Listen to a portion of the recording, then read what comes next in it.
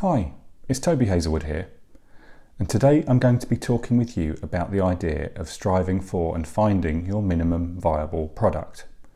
What I mean by that is the idea of not just necessarily defining your goal or your target or what you want to achieve as the kind of ultimate success or the ultimate achievement or the best you can possibly be, but rather thinking about what is actually the minimum you need at this point in order to move yourself forward. So the reason I started thinking about this and what prompted me to kind of record this is the idea that, oftentimes we are encouraged to think about the best. We're encouraged to set out to achieve the absolute best. Now, if we're working through a time of challenge or a time of difficulty, it's obviously good to keep your mind and your eye on where you want to get to, your ultimate goal. And your ultimate goal isn't going to be something that's just perhaps slightly better. It's more likely going to be something that's actually the best that you want to achieve. And I think the same is also true when you're setting out to build something, when you're setting out to achieve something, whether that's some piece of personal growth or you're setting up a business or you're embarking on some sort of process of personal development. In either case, there's a tendency to think about what's the absolute best I can achieve here? What is the thing that I really want to achieve, and where do I really want to get to? And that's great. The difficulty comes though when you actually are trying to sort of motivate yourself towards taking the action to actually bring that into a reality. And what can happen is when you've set your goals and you've set your sights on the absolute best, is all of a sudden it seems insurmountable. You kind of get to the stage where, it's daunting, it's demoralising, and maybe it's even depressing to think of how much you're going to have to do in order to get yourself from where you are today to where you want to be. And that can be a pretty negative feeling, when you look at your situation, and if you're going through, perhaps if you're going through an unhappy relationship, or you're living in an unhappy relationship, or you've even embarked on the process of divorce, you may look at your situation now and you think, do you know what? I'm so far from where I want to be in life. What I really want is a happy and fulfilled and a loving relationship where I feel supported and nurtured and cared for and loved. And it can seem such a kind of a far off goal that you almost tend to resign yourself to the fact that this is your lot. You're destined. You seem almost destined to be unhappy. You seem destined to be stuck in this relationship where you're not feeling any of the things you want to feel. And so you're put off from actually taking the action to try and get to where you want to get to. And the same happens, and the same tends to apply in businesses, for example, where you may be thinking about, or kind of from your financial situation, you may be thinking about, I want to get from where I am today, where I feel like money's scarce, like I'm poor, like I don't have the things that I need, I'm struggling to meet my bills, I can't give the kids the things I want to give them. What I actually want to achieve is this state of financial independence, or this kind of far off state where money's no issue and you feel like there's abundant money in your life and you have no issue meeting your commitments, you can buy anything you want. But again, the discrepancy between where you are now and where you want to be can seem so of such a great magnitude that it's almost impossible to think how you're going to get from A to B. And once more, if you're kind of considering your health and your well-being, you may feel like you're unhealthy, you're overweight, you're unfit, you're struggling for the kind of sense of vitality and well-being that you strive for. And what you really want is this kind of feeling that you kind of assume that athletes and trainers and anyone who's really got a good handle on their health will have, where everything feels easy and your body feels like it's in complete harmony and you sleep well and you've got energy and you're strong and you never suffer illnesses, and that kind of state is what you really want to achieve. But it can seem like it's such an effort to get from where you are now to where you want to be that you're almost put off taking the action before you've even started. And that's the really critical thing that we want to avoid. We want to make sure that we feel encouraged towards taking action and that we can actually do something to achieve our goals, not to have a goal that actually demoralises us or depresses us before we've even started. And so that is where this idea of the minimum viable product comes in. And it's a term which I've encountered quite a lot in my professional life, and by trade I'm a project manager. I manage IT projects and implementations of systems in banks mostly. And it's quite a popular term at the moment, this idea of a minimum viable product, in that what you're defining and what you set out to achieve is just enough. You're defining the product that you want to achieve, or the thing that you want, the state you want to achieve, or the place you want to get to, as what is the sort of minimally acceptable product and the minimum acceptable place that you can get to in order to meet your goals. So rather than setting out for the achievement of the absolute best, you do set out to achieve what is the minimum thing that would be acceptable to your life. What is the minimum thing that would be acceptable in this project? And let's think of our lives as a project. Where do we want to get to, which would be good for us for now? Let's not worry too much about what would be great or what would be the best or the ultimate. What would be good? What would good look like?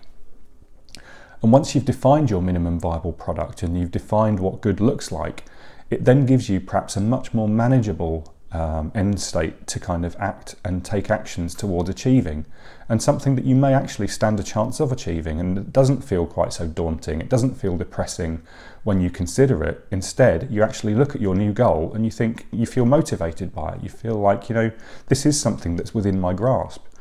So, taking each of the examples I talked about previously, if you're kind of trying to escape an unhappy relationship, maybe your initial goal isn't just to kind of achieve a happy relationship, to get rid of the old one and to eventually find a new one. Maybe your first goal, your minimum viable product, is to actually escape that relationship, or to get through the process of divorcing and to set yourself up in your new life. You may want ultimately to achieve a new relationship, or maybe you don't. Maybe that is your end goal. To actually just achieve independence and to feel like you don't need to rely on anyone, and that certainly should be the goal for anyone escaping an unhappy relationship, is to feel fulfilled and self-reliant in the first instance. But you're thinking about where you want to get to, and maybe setting what seems more like a short-term goal or a short to medium-term goal. So rather than thinking about where you want to be in 5 years, which may be the kind of new, happy, loving relationship, instead, you're thinking in terms of, okay, I want to get out of this relationship, deal with the divorce, recover myself financially, and get my new home set up. And that's all I'm going to think about at the moment, getting to that point. And at that point, I will hopefully be able to then build the personal resilience and self-sufficiency and structure in my life that makes me feel comfortable, like I've got a foundation upon which to then build. Similarly, with a goal of getting from an unhealthy state to a healthy state, the first goal may be to actually just get to the stage where you're exercising more regularly. Not setting yourself a goal, I need to be in the gym 5 times a week, but just saying, 3 times a week I'm going to try and do some sort of exercise, whether that's taking a walk for half an hour, or maybe going to the gym once a week and then doing 2 other pieces of exercise around that. And starting to make some better choices about your diet. Not saying I'm going to cut out all carbs, I'm going to cut out all fat, and I'm going to live on 1,500 calories a day and live like a monk dietarily, but rather you set yourself some moderate goals. And I think that's why any kind of diet or healthy living regime that's long-term successful is something that builds good sustainable habits and isn't too radical. And the reason for that is that those goals those programs and the goals that they set for you are designed to achieve effectively a minimum viable product. And that minimum viable product is to get you into a process of sustainable, healthy living.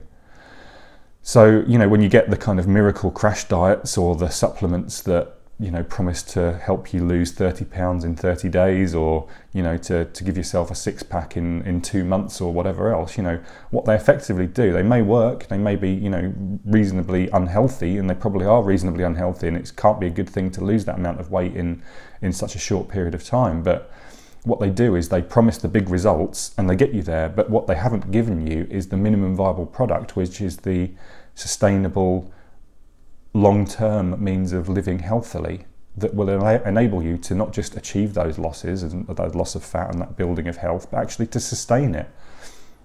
So I'm not trying to play a doctor here, but the key thing is identifying what is the minimum viable product that you need for whatever your goal is, and that should be the thing that you strive for. And in that instance, healthy habits and a long-term sustainable process of living healthily is what the minimum viable product should be, not the beach ready body and the 6-pack and the rippling abs and the muscles, or the killer ass, or whatever else it is that you're striving for and that you think will set you apart as the ultimate achiever in that area.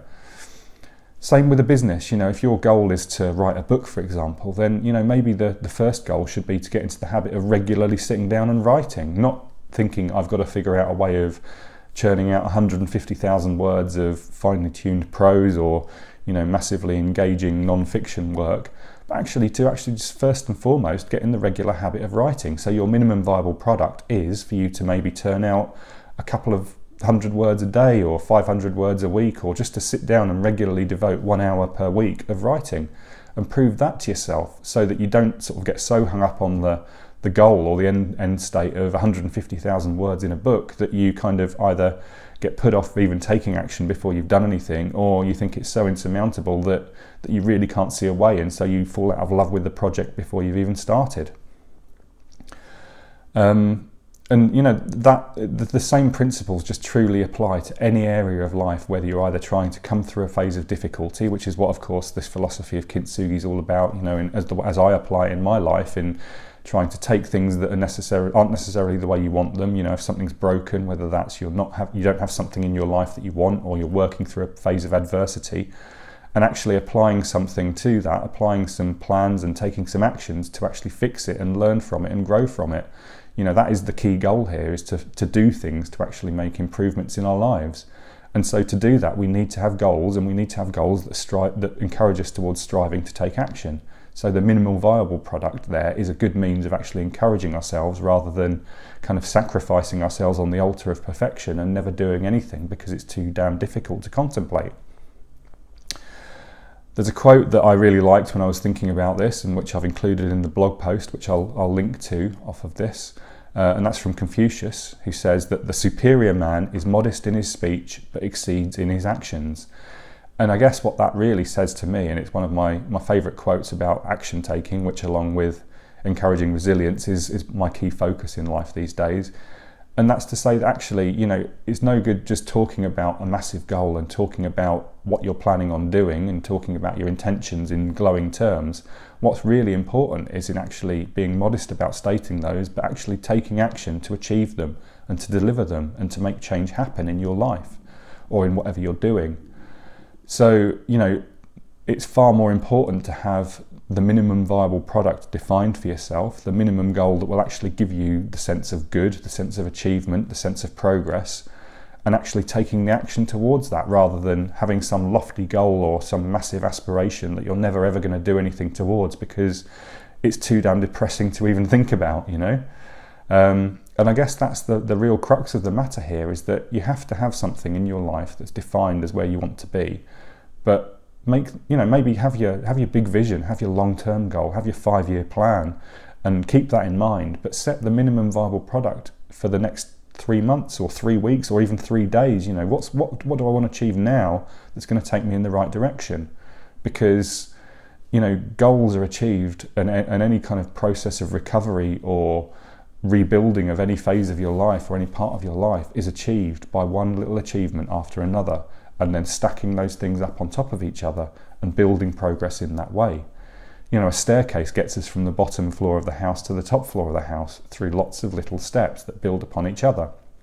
A ladder takes us up to the highest heights by going up each of the steps in turn. We build sustainable health by first of all building long-term habits, you know, eating in a moderate fashion, doing regular exercise, gradually building the achievements one by one, so that eventually it becomes second nature. And it is second nature, it's just part of who we are and what we do. A healthy and happy relationship is based upon lots of little kindnesses and, you know, gestures for the other person. And similarly, it falls apart when you kind of take all those things away and the layers gradually get pulled away.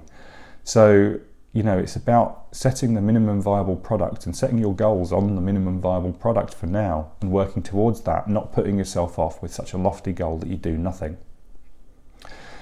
So I hope that makes sense, and I hope now you understand this idea of the minimum viable product and why I think it's so important. I'll put some links in the notes beneath this video or underneath the podcast if you're listening to this. And if you feel like you have any comments or wish to leave any review or thumbs up, likes, sharing this with anyone who you think may benefit from it, then I'd love for you to do that. I'll also leave my contact details there so you can come back to me if you have any thoughts or further questions on it. And in the meantime, I hope you're thriving and not just surviving, and I will see you next time. Goodbye.